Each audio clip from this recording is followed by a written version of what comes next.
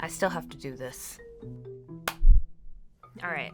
Phones weren't the only gadgets Motorola had in store today.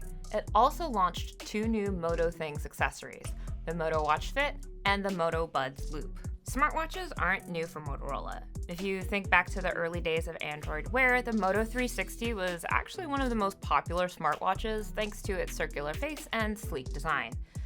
And then they quit smartwatches in 2016, and another weird company called eBuyNow licensed the Motorola brand and launched a zombie Moto 360 in 2019. Spoiler alert, it wasn't that good. So the Moto Watch Fit is actually the first Motorola smartwatch actually made by Motorola in almost a decade.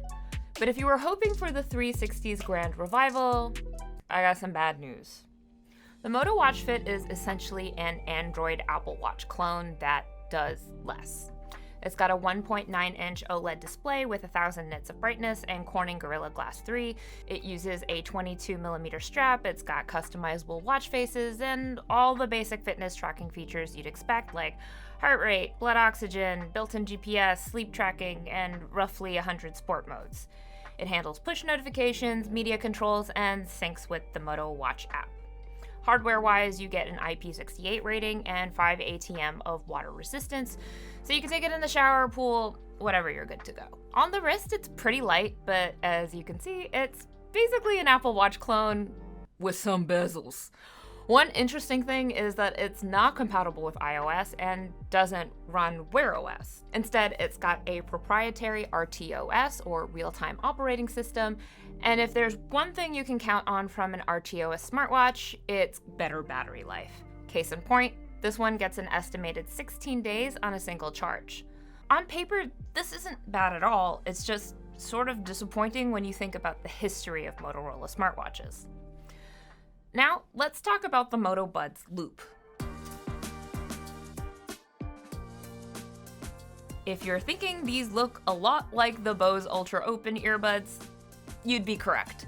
It's a very similar design, though the feel isn't quite as premium. The middle bit is basically a flexible silicone.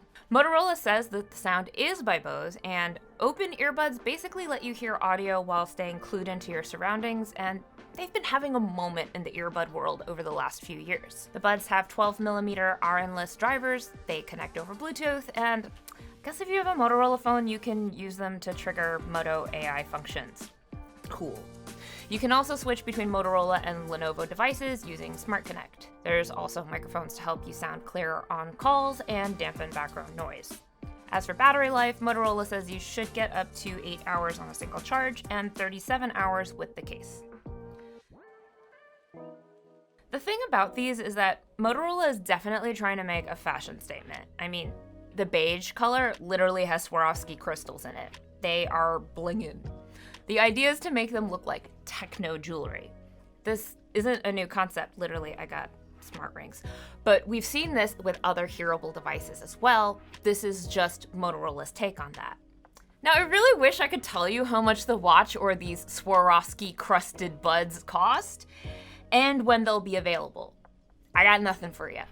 All Motorola told us was that the buds will be available in the coming months and that we'll find out prices sooner to launch. I asked Motorola if this was because of uncertainty caused by tariffs, and I got crickets in response. Though, I think it's a fair guess since this ambiguity is pretty atypical for a product launch. I guess it's also fair to assume that the Swarovski buds will cost more than the version without, and the Moto Watch Fit shouldn't cost as much as a Wear OS watch because that's just not how RTOS watches work. But I guess we'll have to find out later. Tariffs are making gadget pricing just really complicated right now. Once we find out from Motorola how much these will cost, you'll be able to find it on theverge.com.